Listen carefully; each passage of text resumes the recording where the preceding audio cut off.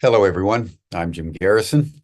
I want to welcome you to this session of Humanity Rising as we continue our exploration of the extraterrestrial presence on our planet, a subject that we've been covering for many months now.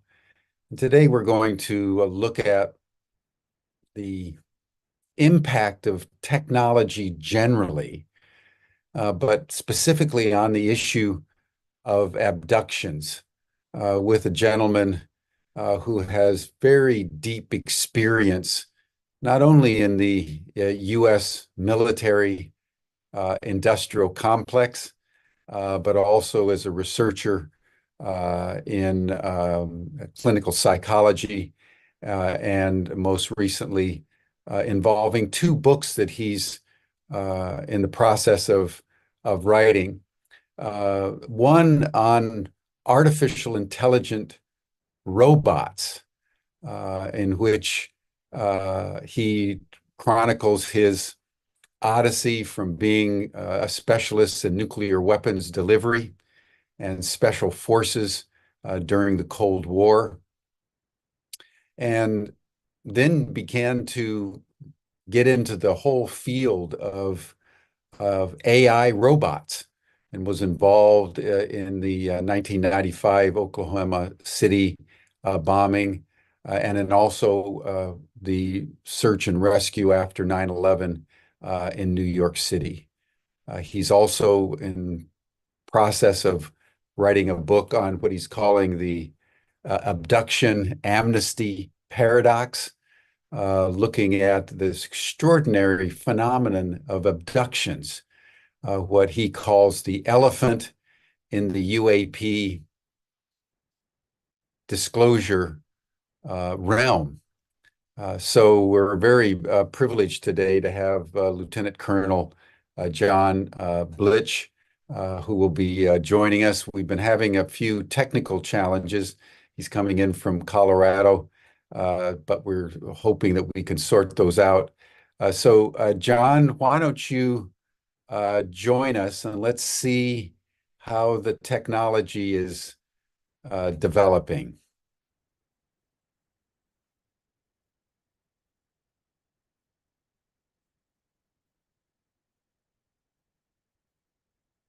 John? Oops, he just got kicked out. Uh-oh. Very suspicious.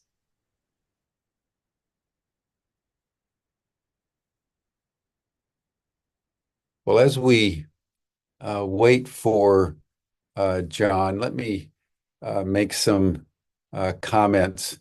I wanted to really focus on the extraordinary impact that technology is having on our world today. I have been covering Gaza every day, as you all know, and I thought we'd take the opportunity with John to really broaden the discussion that's been underway about AI and also the UAP issue. It's such a vast, uh, complicated domain, looking at the combined impact of artificial intelligent technology, non-human robotics, which is what John Blitch is a specialist in, coming out as he has from decades in special forces and nuclear weapons delivery for the Pentagon, during which he was privy to a lot of information that is not allowed into the public domain, and as a result of which he also began to realize that there was an extraordinary dimension of the UFO UAP domain, and that was human abduction. So we're very excited to have him cover both those domains, and that's why I was keeping my opening remarks rather brief. And now we're having technical challenges, so we're not quite sure what the situation he'll be in hopefully a minute or two. We want to take a moment actually to uh, make everybody aware of the course that's being started today. In a couple hours at 11 o'clock a.m. Pacific time, it'll be Dan Sheehan's second course on the history, law, and politics of unidentified anomalous phenomena. He had a very, very successful first course, one of the most popular we've had ever in Ubiquity University. And he's now starting his second course. He really viewed his first two courses as a single set of 8 lectures on what he considers to be not only the facts pertaining to the UFO phenomenon, but also how different domains of human inquiry, from sociology and history and philosophy and metaphysics, how each of the fundamental domains of human inquiry are being profoundly impacted by this realization on the part of the human race that extraterrestrials are here and intentionally present and have been for a significantly long period of time. So I see that John is now coming back in. John, how are you? Can you hear us? Wonderful. Good. Why don't you say something just to make sure that everything is being connected here? Yeah, I think I've got a latency problem with my VPN, and I've turned it off, but it keeps wanting to restart. So here is a case where AI and learning my system, my machine, is interfering with me rather than helping me. That is the way of technology. That is the way of technology. Unfortunately. Now let's see, Georg, what do you suggest? Should John I would turn suggest off? that maybe Dr. John, you could turn off your video for now, and then we just do audio at this moment. Yeah, I think I'll do that. That sounds like a good idea. And I'm going to go ahead and share my screen then and see if Yeah. that comes across anyway.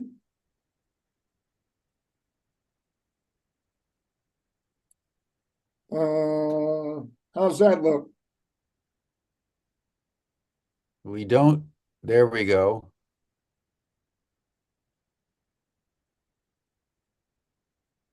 I'm going to try the slideshow. Is that showing up at all yet? Not yet. I just see a black screen. Yeah, it seems to be again quite slow. Yeah, I think I've got some horrific latency on my side. There it is. We see it now. We see it Now we now. see it. Okay, so you've got the killer rescue robot not page. Is that correct? Yeah, and a photograph of a very handsome young man. Yeah, Colonel that's Mercer. certainly not me. That is Colonel Mac Dorsey, who I dedicated this book to because of his penchant for selfless service. Good. Well, why don't we just take it one slide at a time? John,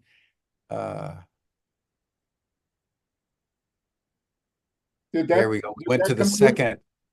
We went to the second slide now. Okay. So that speaks for itself. For the most part, my biggest concern is that AI-based weaponry will sort of insulate humans from accountability for their actions. And that applies on both the negative aspect of human behavior as well as the positive side. We don't want to get between a rescue firefighter, for example, and the baby they're supposed to rescue, because that gives them their meaning of life. And I guess my bottom line here is that that risk accepted on behalf of others is a form of love, and we don't want machines to interfere with our ability to love each other. So that's kind of the aspect of that book, and there is an overlap with UAP and NHI in the sense that maybe some of these visitors may actually be biological robots to a certain extent. Many of the abductees in the literature report that sort of flavor to things. But that's the main John, overlap. could you go full screen in the presentation into presentation mode? That would be fantastic. You want me to start the slideshow? That would be great. Yeah, people, it's easier for Okay, them. let's see if that works.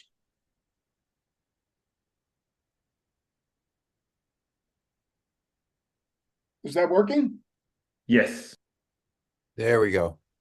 Okay, great. And you see risk is love there? Yes. Yes. Okay, are these bullets coming down effectively? Yeah. Okay, so the second book, The Abduction Amnesty Paradox, which I claim is a case for selective clemency and basically forgiveness in the disclosure age. I'm dedicating this one to Sergeant Major retired Robert O'Dean, who left us a while back, but he was one of the most gentle souls and Christ-like soldiers I've ever met, and I think a lot of the UFO community probably feels the same way. But before I get started, I want to make a few observations about the critical thinking about critical thinking. And just one point of adjustment, Jim, on your very effusive intro, and I can't thank you enough for that and allowing me to talk today, but I'm not actually a clinical psychologist or a counseling psychologist. I'm a cognitive psychologist. And so experimental evidence is key to my little field of endeavor. And I wanted to point out that, just the lack of evidence is not the same as no evidence. Secondly, one of the issues that I've got with science, especially as applied to the UAP arena, is we tend towards absolutes, like there's no way that we can break the sound barrier, or this is the first time that this has happened. This is the first time a UFO showed up, etc. I want to resist that in the typical human process of claiming all or none, as opposed to just at least one. So you'll see me do that throughout this and many other presentations. Can you guys hear me at all? Am I loud and clear? Okay. And then, of course, there's the notion of unknown unknowns. I know Donald Rumsfeld back in 9/11 used that, but that's an old soft adage about we really don't know what we don't know until we get on the surface of Mars or arrive on the rings of Jupiter or whatever it happens to be.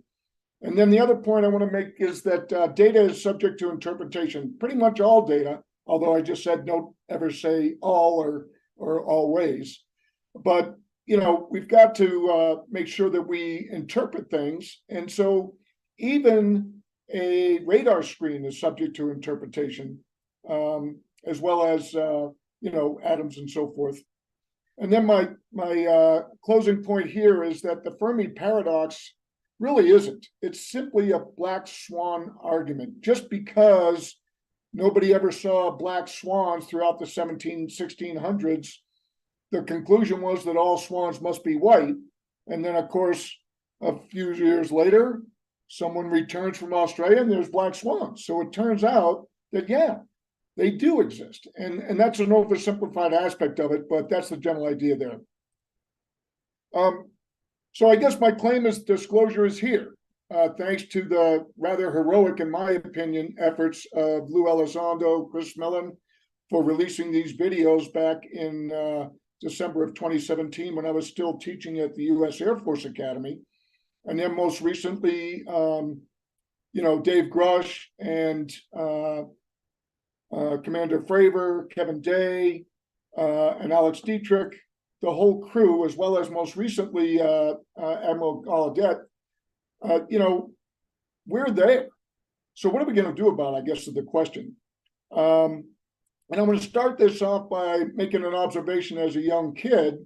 My dad was a professor at MIT and a engineer at Draper Laboratories, and he insisted on propagating on me this Santa Claus conspiracy. After telling me about John Glenn, he wants me to believe that this chubby white guy with a bag full of toys can make it around the planet in a single night. And lo and behold, my first day reporting in, or my first week reporting in the Air Force Research Lab after finishing my PhD, I ended up meeting John Glenn as the replacement for Santa Claus. So that launched me as an angry young man into West Point. But I do remember as a kid being in this Hayden Planetarium at MIT, or close to MIT, and laying on the floor as a 6-year-old, 5 or 6-year-old, and listening to the story of Lonnie Zamora and all of the physical evidence associated with that. You had, as you can see here, I think a colonel and a major with Geiger counters, and they detected elevated radiation levels at the landing site. There was plenty of scorched earth and bushes that were asymmetrically burned, so not a typical fire type situation, landing pad indentations, and even footprints, bipedal footprints.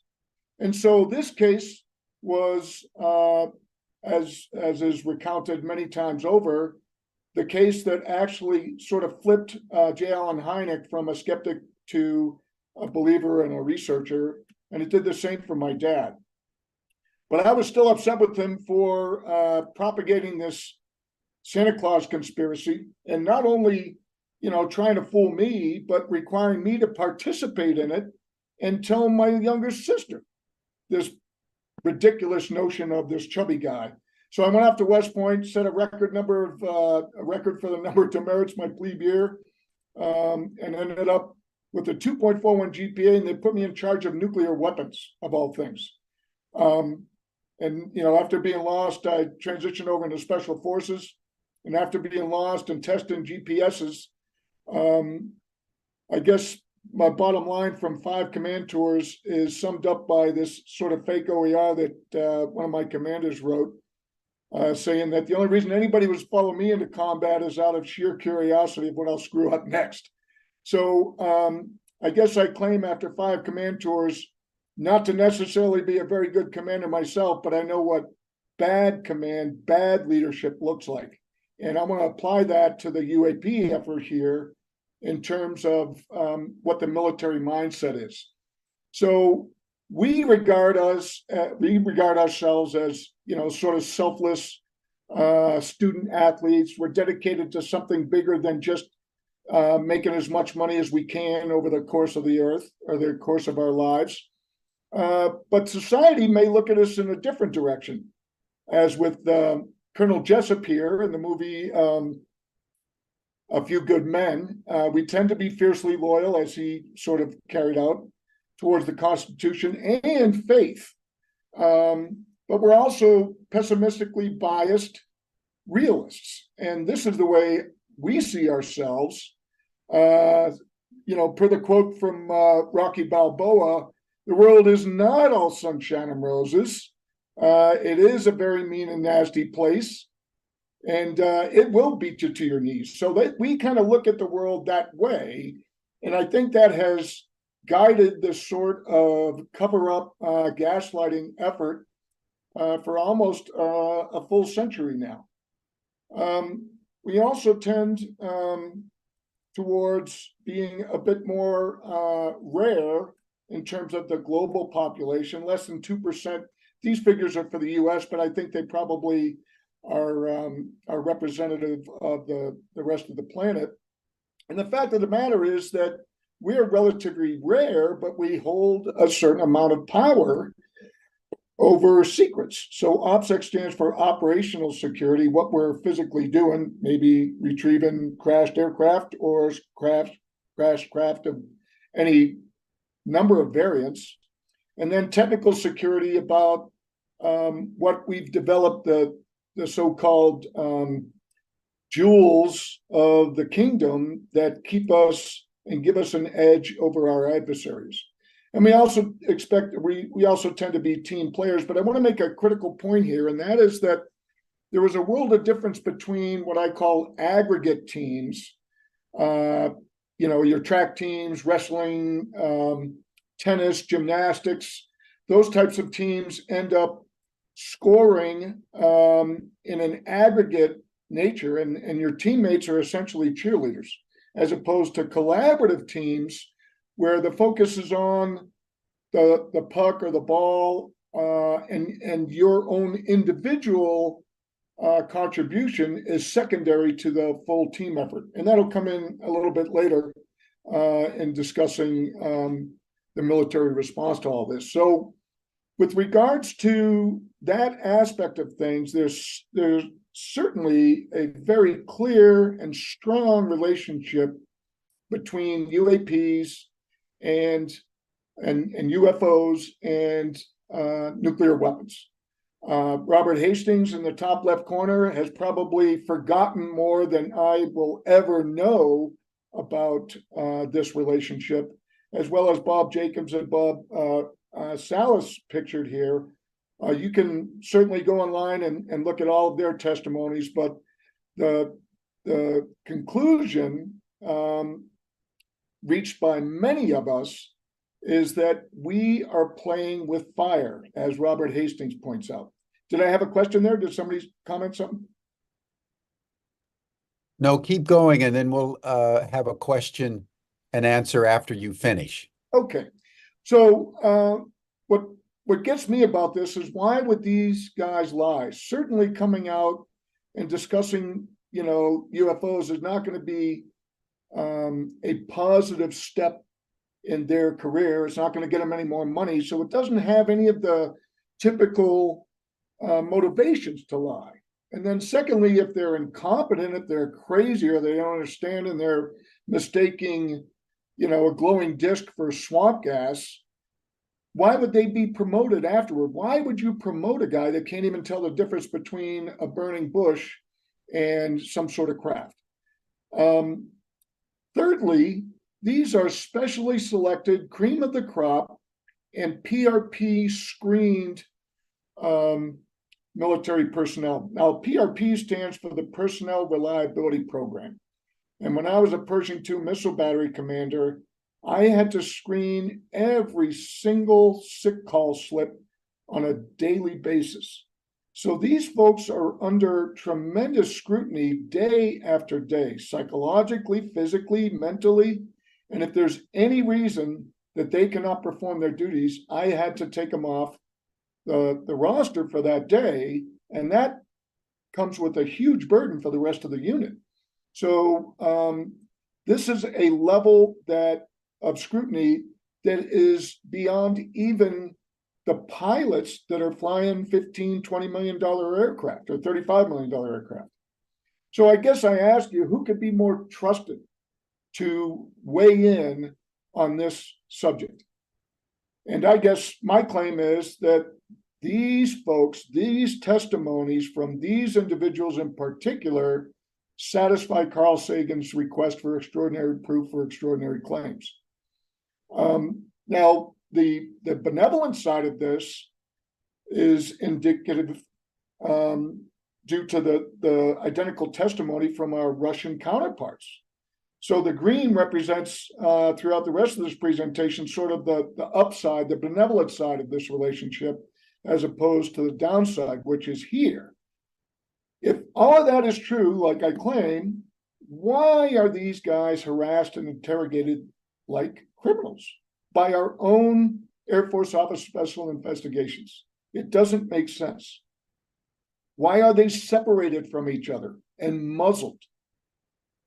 My claim is that this level of abuse of our own military personnel is a more significant risk to national security than UFOs wandering around and even disabling our nuclear weapons, because the argument could easily be made, and Robert and the rest of his colleagues make it all the time, that interfering with the nuclear matchsticks is preventing humanity from setting our backyard on fire. And arguably, there is a sort of some self-interest if they are experimenting on us, but it's certainly at least a level of compassion, if not outright benevolence. So let's take a look at the year 1947 for a minute. You've got Kenneth Arnold in June. You've got the Roswell incident, Jesse Marcel being forced to propagate and make up a baloney statement about a weather balloon after, and let's be clear here, after the military, the base commander, ordered Lieutenant Halt to release this newspaper clipping, specifically claiming a flying saucer was captured. And then, of course, you've got the Majestic documents. Now, I know that seems to be weak evidence to some folks, but again, weak evidence is not zero evidence. There is some evidence that there was this panel that was trying to figure out how to react to this type of thing. And now, here's a really, really interesting thing that has perplexed me for quite some time, that, you know, in the last quarter of a single year, you had these huge seismic changes to our way of life and our government. Our War Department that used to demobilize after a warfare, all of a sudden became a permanent Department of Defense. And then within a month of that, the OSS, which was supposed to demobilize as well, or at least reduce itself. You don't want to go totally blind, but you don't need to be as active in peacetime as you are in war. That becomes a permanent center for intelligence. And here's the kicker, is commensurate with all this, in the National Security Act of 1947, top secret clearances that required a private to brief a general officer gave way to the notion of compartmentation and special access. For the first time, a private could tell a colonel or a general, "I'm sorry, sir, but you do not have a need to know that information." Seismic changes in the way we do business, and seismic changes in the way that the military conducts its business. Here's another huge factor that has gone unreported, in my personal opinion, and that is that the Army Air Corps, when they transitioned into the United States Air Force, they went from a collaborative collection of very close-knit teams, and anybody that's seen the most recent Apple TV program called Masters of the Air, it's kind of a Saving Private Ryan variant that Steven Spielberg did to highlight the tremendous heroism of B-17 crews. Those folks were unquestionably a very tight and collaborative team. And when the Army Air Corps became the U.S. Air Force, my claim is they went from a collaborative team to aggregate compartmented stovepipes. And it's been a major source of frustration throughout my career, as well as many others. And then you have this other fairly seismic global change where the Russian/Soviet allies all of a sudden become our worst adversaries. Why? All of a sudden, all this happens in the fourth quarter of a single year. So this is the question I ask. Is it possible, is it probable that Harry Truman declared a secret war on NHIs, non-human intelligences, that are riding around in these UFOs in 1947, and that's what caused all of the seismic change. But the key is a secret war. So let's take a look at this notion of how to keep something secret. What's a liar's rationale for gaslighting. On an individual basis, and inflate your self-esteem. If you're a military commander, it might serve to inflate the self-esteem of your entire organization. Anybody that's read in all of a sudden feels special. You can exact revenge by lying. Certainly greed. You can line your pockets as a defense contractor in the military industrial complex. You might lie to escape punishment or to protect others from punishment. You scratch my back, I'll scratch yours. Certainly, there's a positive aspect to lying on occasion. You may want to protect your kids. You want to hide their matches. You don't want to give away the nuclear codes. You don't want to give away the gun-safe combination to your own children. And you may also want to shield them from nightmares at night by claiming there's no such thing as monsters. There's no such thing as child molesters, no such thing as rapists. Although they find out pretty soon when they become teenagers that all those things are true. Now, they're not, at a high density, but they do exist. And you know that when you become a teenager, and that's why you start rebelling against your parents, among other reasons. And here's the kicker. From a military standpoint, you lie to conceal your weakness or your failure because you don't want to advertise things to your potential adversaries that can lose the next war. And so what you tell the American people is that you can't handle the truth. And that is what I consider to be the main rationale for all this secrecy. And so did Dwight D. Eisenhower on his farewell address, calling out the military industrial complex. I think he realized that he had sort of lost control and that this gaslighting had gone on beyond whatever level of influence that he could have. So here's my claim, however. Abductions are the elephant in the UFO room. I prefer the term UFO because the word phenomenon or aerial just doesn't capture the solid aspect of things. It tends to cast doubt, and it tends to reinforce the notion that our own military people can't tell the difference between swamp gas and a flying saucer. So the age-old, seminal case of Benny and Barney Hill, what folks constantly miss is the abundance of physical corroborative evidence involved in this. They had magnetic circles on their vehicles that would spin a compass when they got home. Their watches broke. Betty had a torn dress with mysterious stains. And as of just yesterday, Kathy Martin, her niece, confirmed for me that the materials that were on that dress are quite mysterious and not in the typical isotopic chemical concentrations that you might expect from common components, common elements, and compounds. You've got Barney's scuffed shoes. Now, I got to tell you, as part of my demerits that I collected at West Point was for having scuffed shoes. And, you spend a lot of time spit shining your shoes. And so for somebody to have destroyed shoes on their tips, it makes no sense that they would do that as part of some ridiculous hoax. There's nothing that is good coming out of making up a story about this.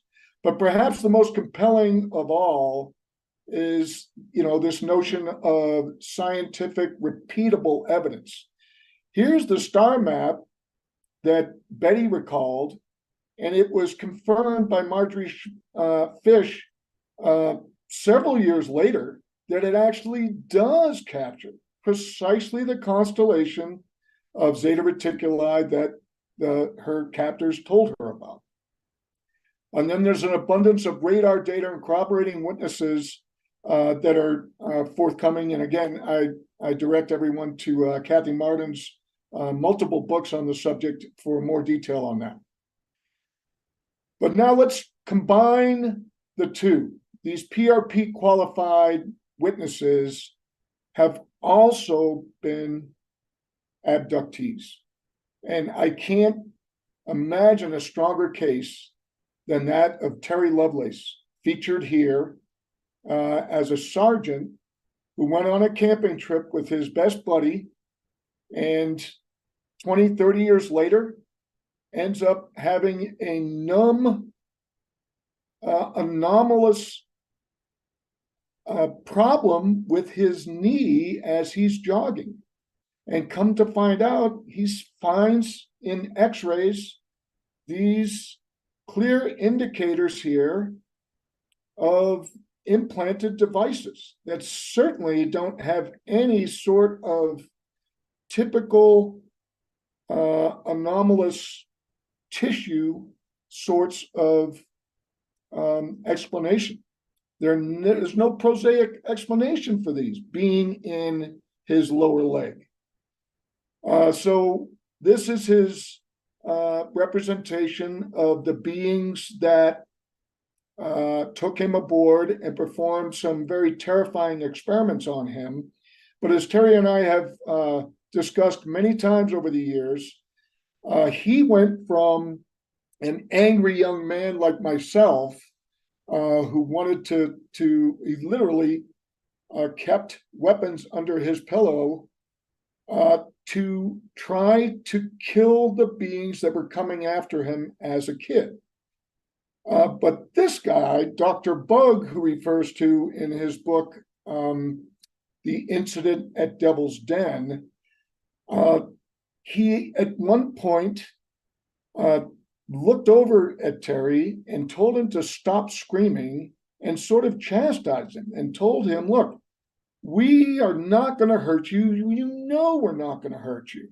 So quit screaming and knock it off. And then he reaches over and touches him in the head, and boop, he's out like a light.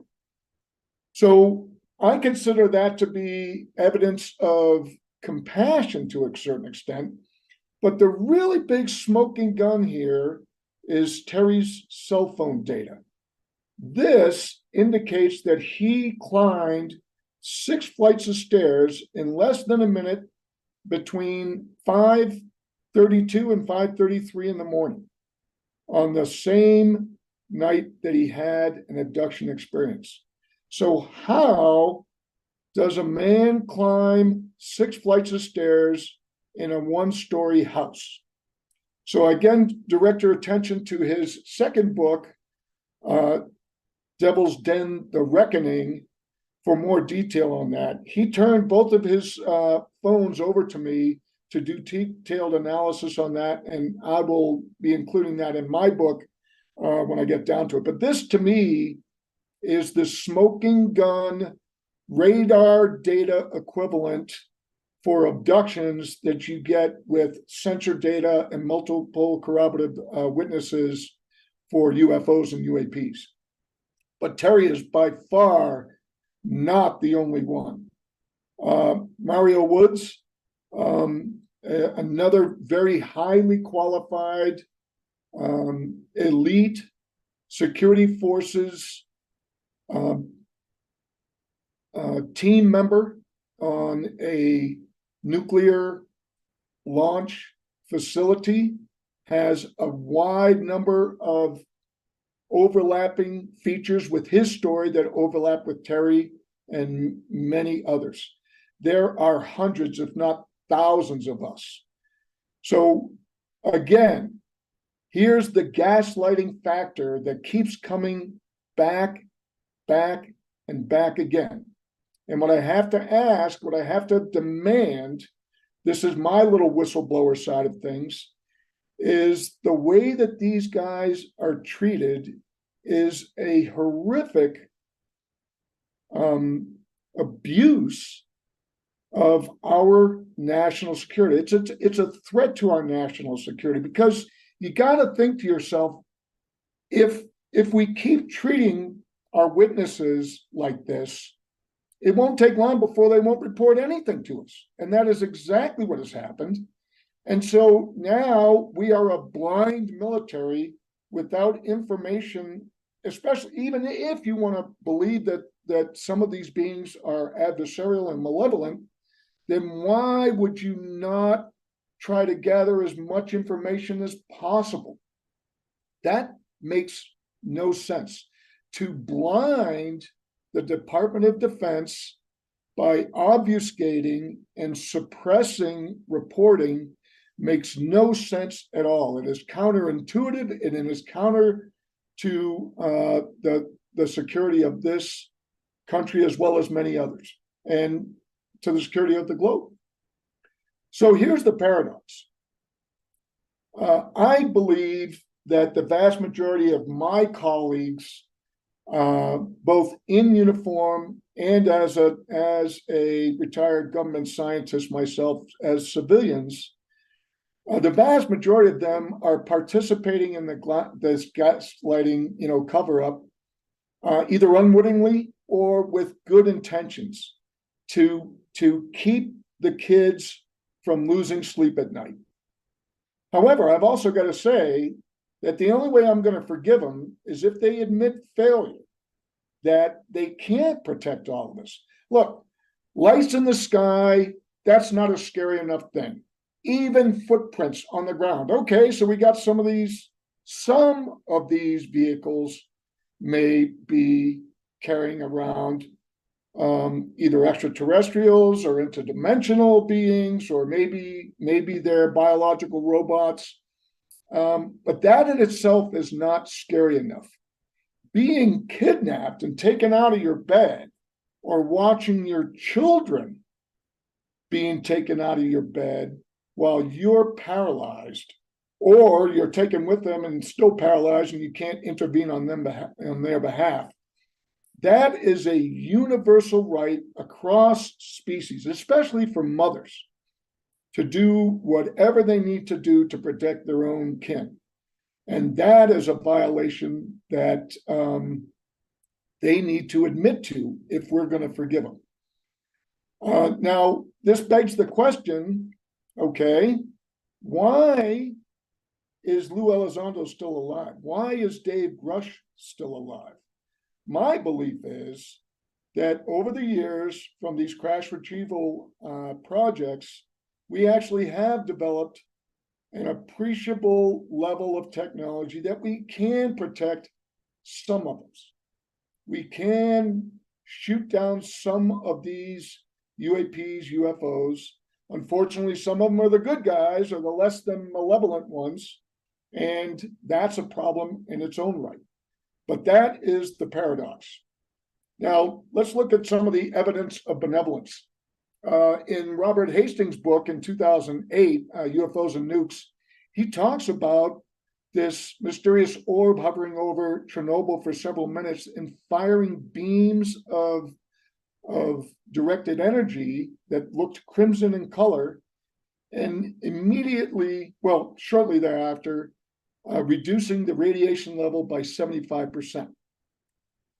When you look at Fukushima, similar activities. In fact, there's so much activity at Fukushima that a couple of years ago, they set up an international laboratory to study UFOs because they're coming around so often. And then, over and above the nuclear issue, you have the case of Travis Walton, who, after being, hit by some sort of electrostatic discharge that essentially killed him, he woke up with a device on his chest, and he was healed by two sets of what he describes as extraterrestrial beings, some very human looking, the others, typical grayish folks. So you have direct evidence that at least some of these entities riding around in these objects or craft are not trying to harm us. That, if anything, they're trying to help us. They're trying to prevent us from killing ourselves. Now, another aspect of all this is very interesting to me as a cognitive neuroscientist or a cognitive psychologist who dabbles in neuroscience. And what I've studied quite a bit is the notion of memory consolidation. So there's this sort of computer analogy where the hippocampus area sort of acts like that's these horn-shaped subcomponents in your brain, sort of acts like a router, and it sort of directs your memories as they develop out into the hard drive. And then that occurs primarily during the consolidation process. It's ongoing during the day, but it's really ramped up during sleep. And so this is what that sort of looks like. The hippocampus has these very strong connections with the cortical areas, your cortex. And then over the first 24 hours, what you're doing is you're rehearsing everything that occurred during the day. And the items, the activities that you rehearse, and we know this from looking at rats when they run through mazes, the very same motor control neurons that fire during the day are the same ones that fire at night. They just don't activate to the legs. So we know that we rehearse our activities over the course of the evening during sleep. And that's why sleep is so important to memory and learning. And then over the next 48 hours, the next 24 after that, you gradually, those memories migrate from the hippocampus here out into the cortex. So finally, you have this long-term memory out here. So the key is that emotional content is really what makes the stronger, more durable memories. And this is why, I used to ask my cadets, I would do this little experiment, if they could remember the first time that they were kissed or the first time they got in a fight of some sort, fist fight or an argument or whatever. And then I would ask them what they had for lunch in the mess hall 2 days ago. And they couldn't remember what they had in lunch, a couple of days ago, but they could remember the first time they were kissed or the first time they had a fight on the playground at 5 years old. So it's those deep emotional memories that survive that consolidation process, and the others just sort of wither away. And this is one of the reasons that I would always scramble my seating during classes. And this is why I would use this tape boards exercise, because it's terrifying. You have to draw your homework up on a chalkboard, or the old days used to be chalkboards, now it's whiteboards, of course, for everyone to see. And so it was public humiliation if you forgot your homework, like I typically did with a 2.41 GPA. Or on the other side, if you maxed it, you felt very good about yourself. So by pushing that emotional content, folks could remember better.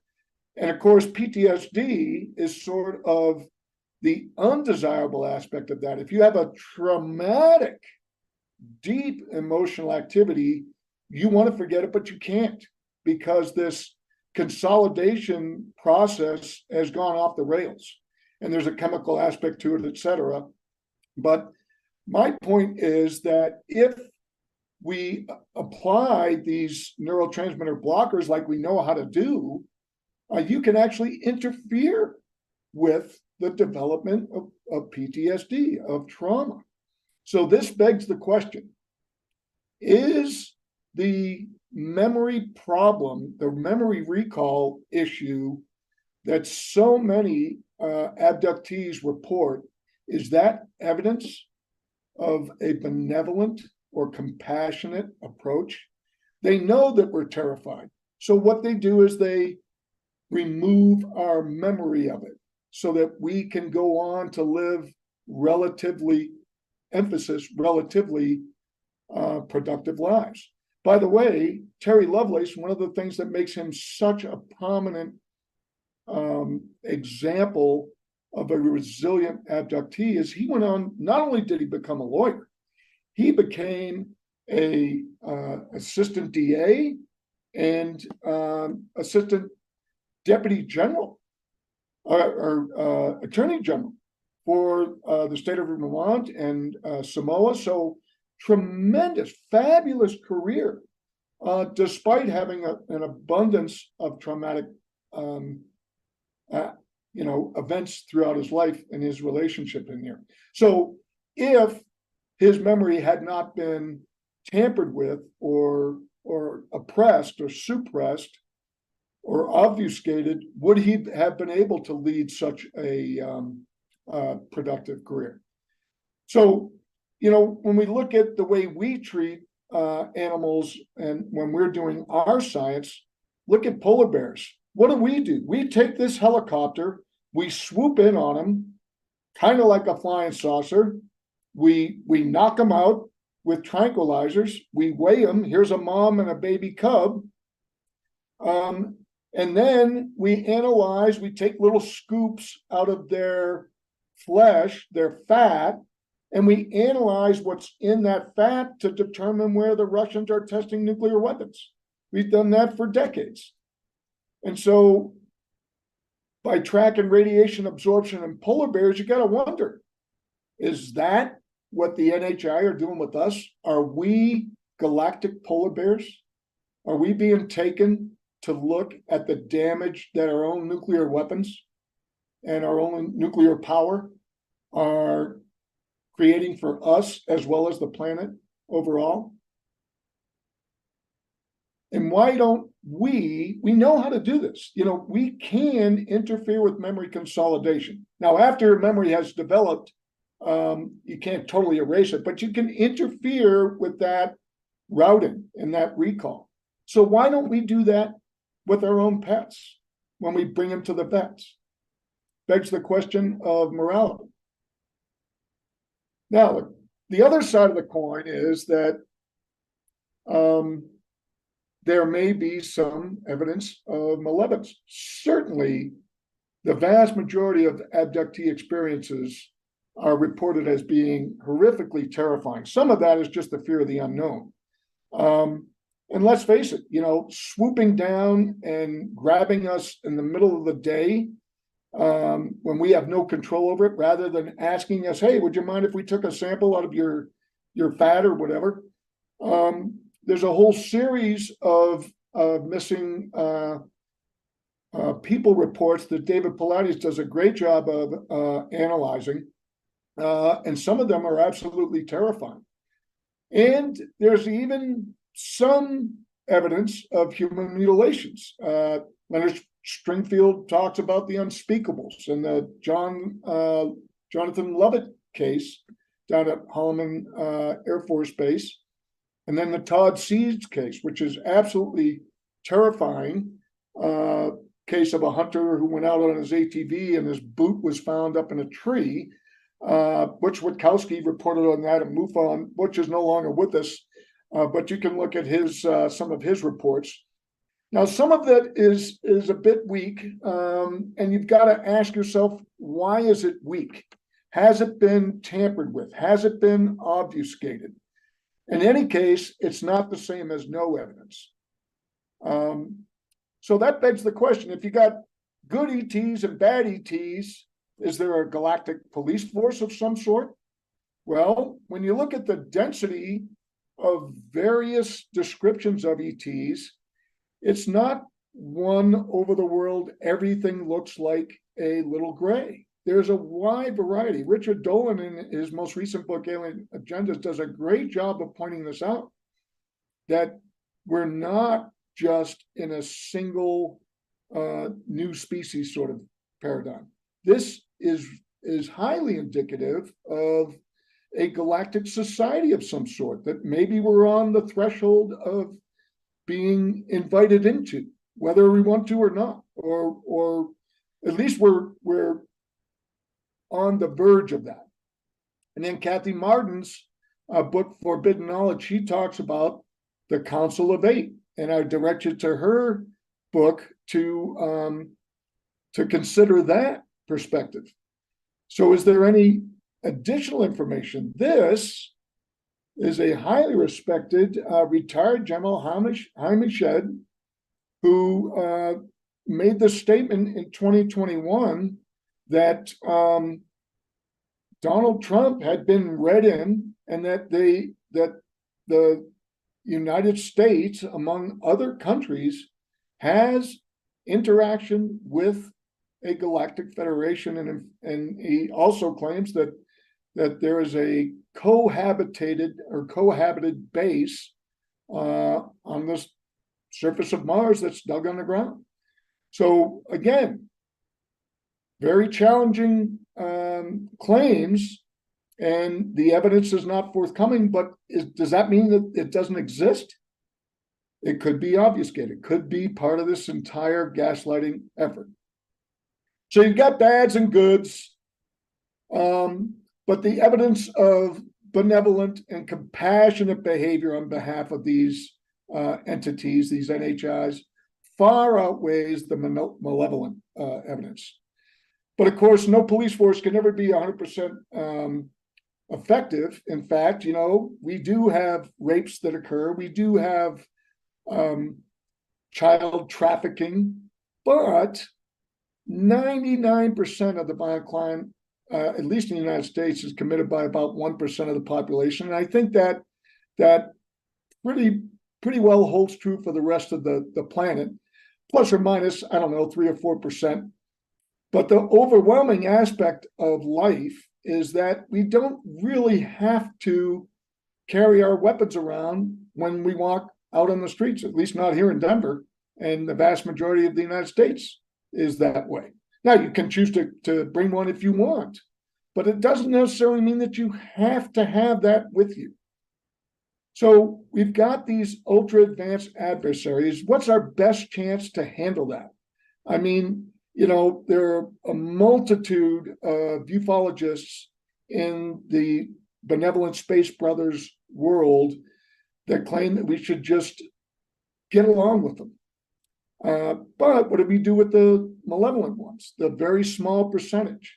Well, one way that we might approach it is to make friends with the other ultra advanced species. And if you got enough friends on the benevolent side, then maybe they'll gang up on the malevolent guys and sort of protect us from, the dolphin hunters and the whale killers. And of course, the big thing is to appeal to them. Please take us off the menu. Please quit taking us out of our beds. We are sentient beings. We are dolphins. We are not sharks.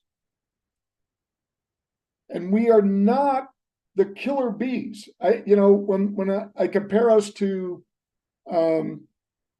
dolphins and polar bears, I think that's indicative of my inherent human anthropomorphic arrogance, right? I don't think we're anywhere near that level on the galactic society level. I think we're much more like insects. But in any case, honeybees can be welcomed by humans. I mean, we depend on them, for crying out loud. So, not only would we welcome them into our society, we may help them out. We may rescue them just so that they can cross-pollinate our crops.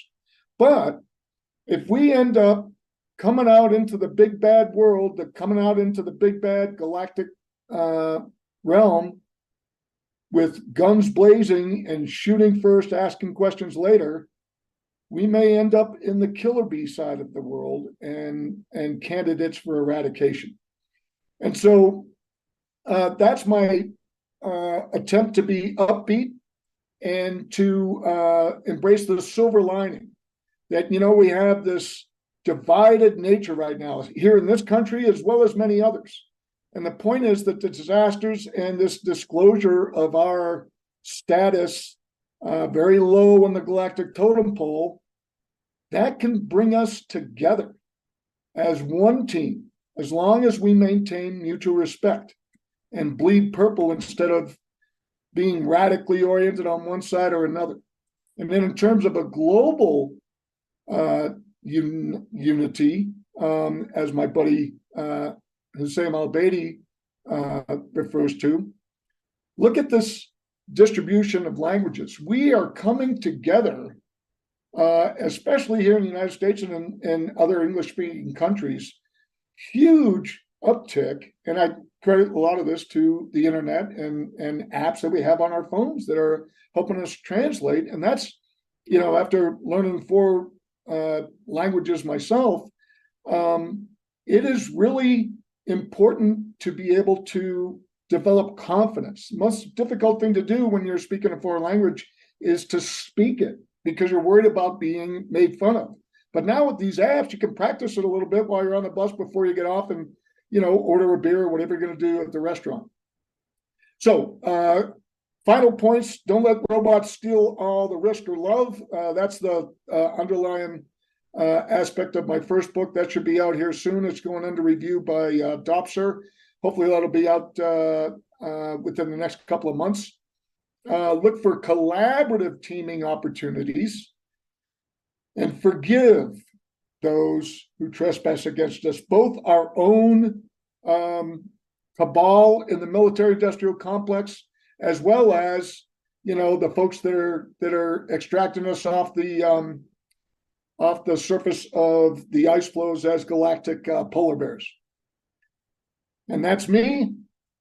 And one final point is, the DoD has been in control of the whole UAP UFO disclosure effort, or not the disclosure effort, but the whole issue for close to a century.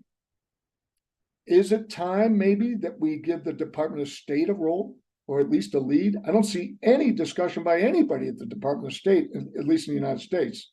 Other countries are different, but I close with that, and I guess I'd open up to any questions. Back over to you, Jim. Great. Thank you, John. Why don't you turn off your screen share? Okay. And let's see. See, it's still, there we go.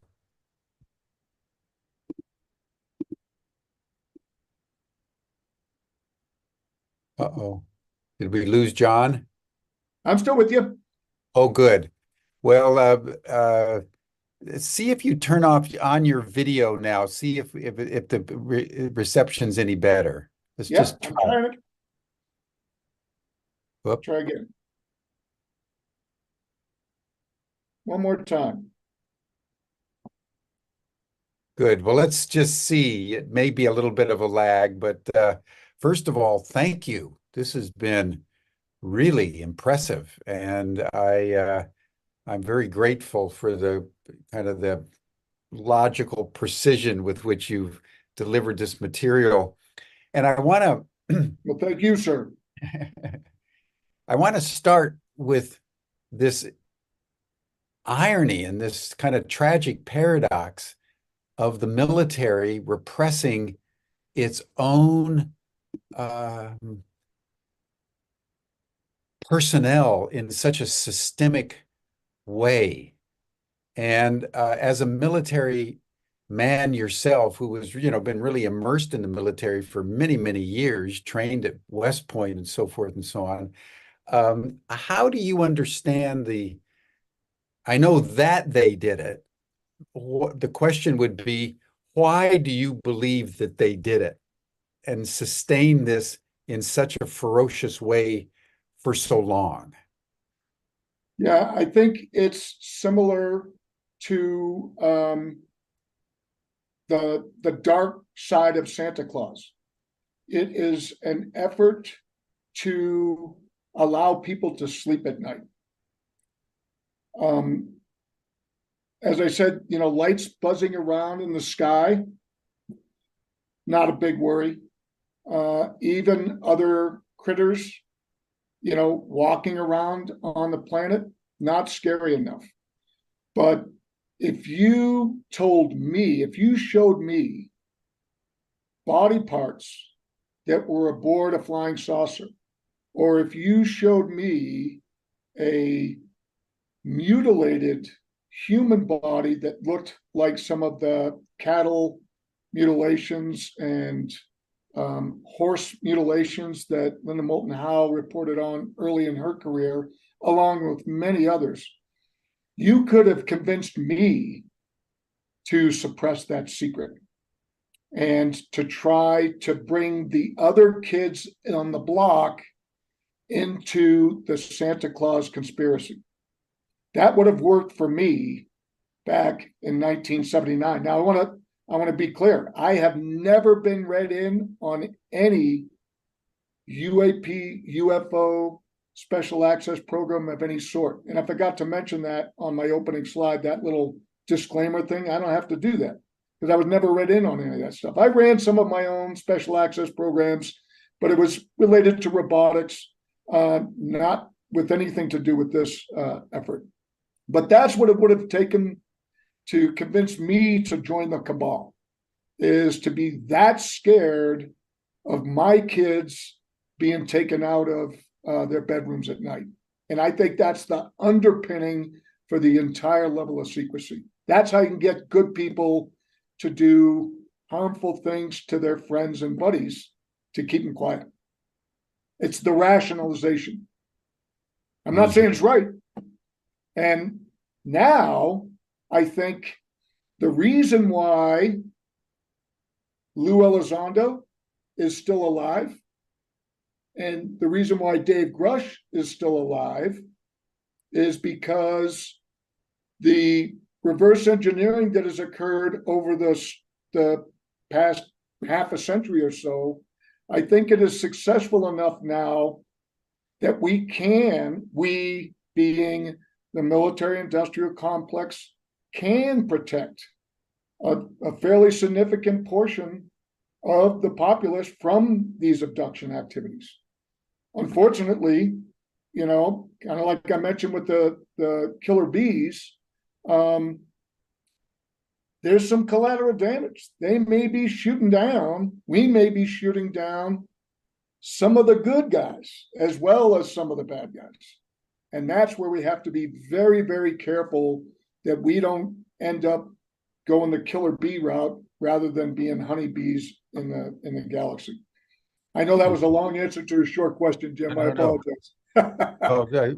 Well, thank you. Take your time on these questions. They're big questions and they require thoughtful responses. Now, let me ask you a follow-up questions about the abduction phenomenon as you understand it.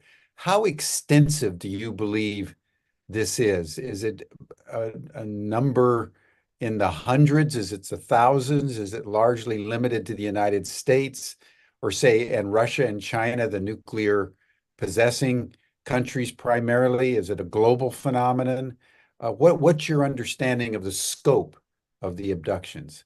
Well, so my library back there behind me is largely from my dad, as well as some of my own personal research. While other soldiers were reading Playboy magazine and so forth, I was reading UFO books when I was on staff duty officer or whatever.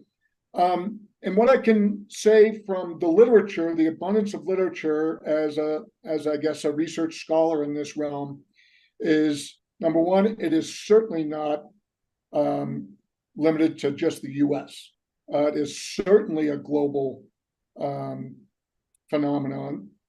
Two, very strong correlation between nuclear weapons testing and the abduction geography, if you will, or demographics, if you will.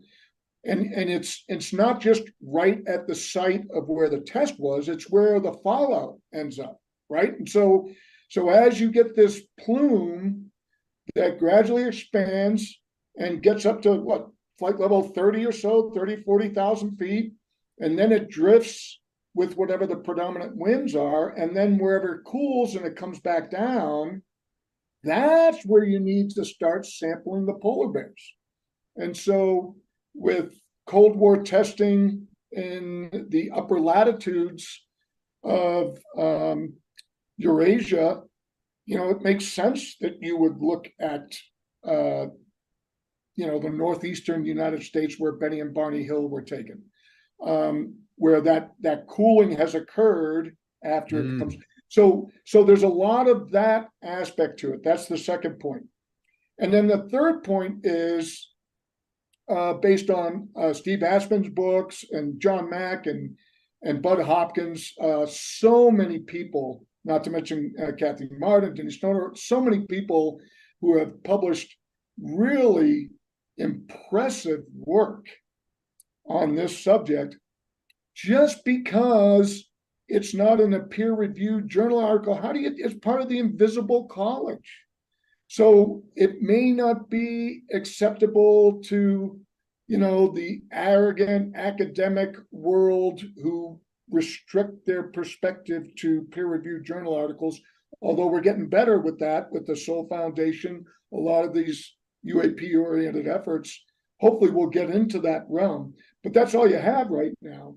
So when you look at all these folks, Richard Dolan, a lot of these folks who have this tremendous buildup of literature, you do find what appears to be another strong correlation in epigenetics, that it tends to run in families. And so those are the three trends that I'm aware about, and they make sense, especially if you're talking about the influence of, I'll call it nuclear pollution, on the global society and life that spans across, not just directly on the animals, but the notion of bioconcentration, where the food that the deer are eating in the vicinity of Chernobyl, and then the bigger fish eat the bigger fish, eat the bigger fish, you bioconcentrate,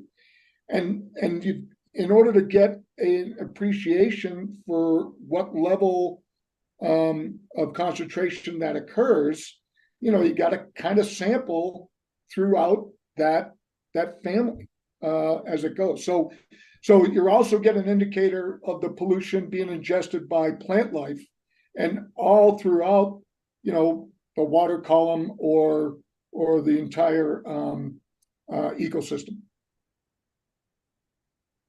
What would you say about the assertion of Stephen Greer, for example, that many, if not most, of the abductions are actually conducted by humans and not sort of legitimate UFOs, extraterrestrials? And he believes that many of the, if not most of the UAP, UFO sightings and so forth and so on are actually advanced human technology, and that's also responsible for most of the abductions. What's your view of Stephen Greer's perspective? Well, I have an enormous amount of respect for Stephen. I've been to the field with him on more than one occasion. I agree with the vast majority of his effort. But as I mentioned in my critical thinking about critical thinking, we got to be very careful about saying all about anything. So my claim is that, secondly, that's my first point. The second point is that I asked Bob Dean about this point blank back in 2008. When I first met him, I was very troubled about some of these reports. And I asked him point blank, Sergeant Major, are any of our brothers and sisters in uniform involved in this? And he looked at, I'm getting goosebumps as I recount this story. And it was kind of an ambush in a hallway at a conference. And he looked at me straight in the eyes, he always did, just a wonderful, very powerful soul. But he was embarrassed. And he looked down at the floor, and he's holding his cane, and he looked at his cane for a little bit, and then he looked back up at me, and he said, yes, we have been involved, but you got to understand we had no choice, because they were going to do it anyway. So it's kind of like you have our folks in uniform with the blue UN helmets that are observers, and all you could do is observe. So that was Sergeant Major Dean's perspective, but it was few and far between. It was a sprinkling, and it certainly wasn't our guys, ripping people open and then sewing them up with advanced technology, kind of like you see on Star Trek, and you got this long scar or these long needles like Betty Hill talked about, and there's a lot of terrifying procedures that I already mentioned. So I do not think that we are specifically doing it. I think we have folks in uniform that are there as observers. In fact, Terry Lovelace in his book talks about how when he was there, I don't know if anyone was there with Dr. Bug laying on the table with the rest of the little gray guys around it, but he does talk about seeing a human being in a beige or a tan flight suit with some sort of orange patch on, and the guy was ignoring him. And so, and he was not involved in any of the procedures. So I would defer to Terry for more on that, but that's my take on it. And I do not think that the USS Enterprise should launch out into the galaxy without phasers or photon torpedoes, because even if there's only 1%, you don't want to have zero weapons when you come up against. It's kind of like what I was talking about with the mom who has the universal right to protect her cubs. So she's not going to grind down her claws. I mean, every species has the right to protect themselves, whether or not it's an orca's teeth or ramming into the back of a sailboat because their sonars are messing with their young, or whatever it happens to be. So that's another issue I have with the Benevolent Space Brothers approach. Is I think I am like 99% with them. I'm all on board, but don't ask me to leave my pistol behind. When we go out into grizzly territory. Yeah, no, good point. And then just finally, before we close here, John, I'd like to have you discuss this whole issue of amnesty, because I know, being in Washington as I am and tracking the legislation for further disclosure, that's an issue that consistently comes up. What do you do in the disclosure process with the people, as you've indicated, that have actively repressed the release of this information? And as David Grush said in his congressional testimony last July 26th, even engaged in murder. Absolutely. To keep people from speaking out. And so do we embrace the South African model of a Truth and Reconciliation Commission? Do we have sort of time limits? Anything over 25 years ago we don't bother with? Where do you come out on the issue of amnesty for the people who engaged in unconstitutional, illegal acts to repress the truth? Yeah, that's a great question. Very insightful of you, and thank you, Jim.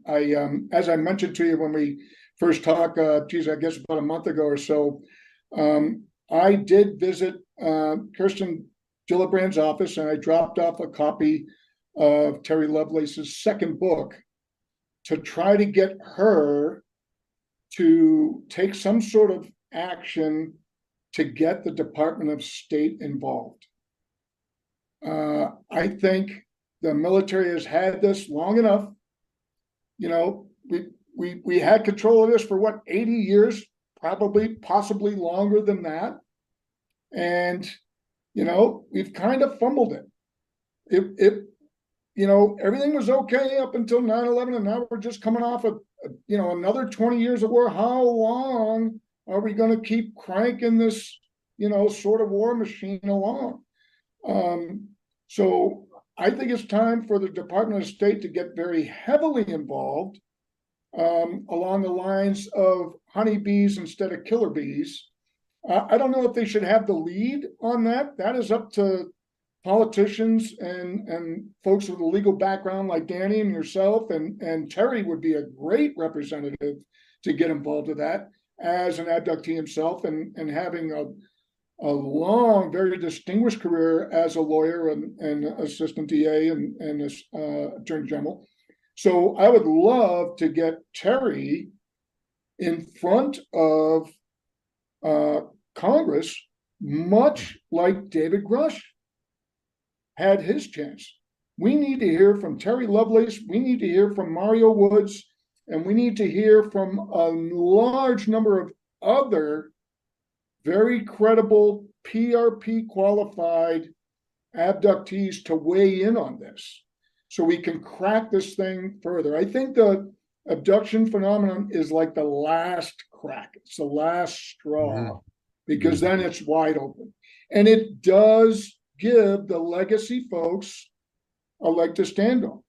It is rational to have them run black programs to reverse engineer advanced technology if we're trying to get a very small portion. It's not zero. I don't agree with Stephen on that.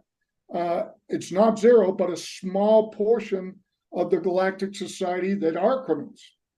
And I think this notion, I'm not sure if there is a galactic federation. I kind of hope there would be to kind of weigh in this 1% that's doing horrific things, not for science, but for some other reason. Maybe they're eating us. I don't know. I would like to think that there's some entity like that. But that's where the diplomats of the world, the legal professionals of the world need to get involved. And that's I think the next step. And that's what I've been pushing for, as I mentioned to you several weeks ago, is to get these folks in front of Congress, just like Dave. Yeah.